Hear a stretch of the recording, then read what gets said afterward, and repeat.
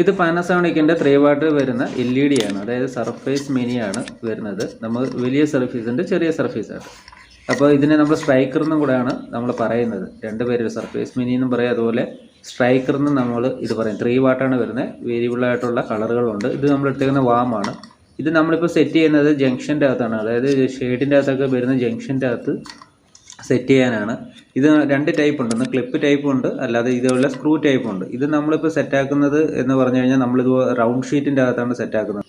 ഇതേപോലുള്ള റൗണ്ട് ഷീറ്റിൻ്റെ അകത്താണ് നമ്മളിത് സെറ്റാക്കുന്നത്.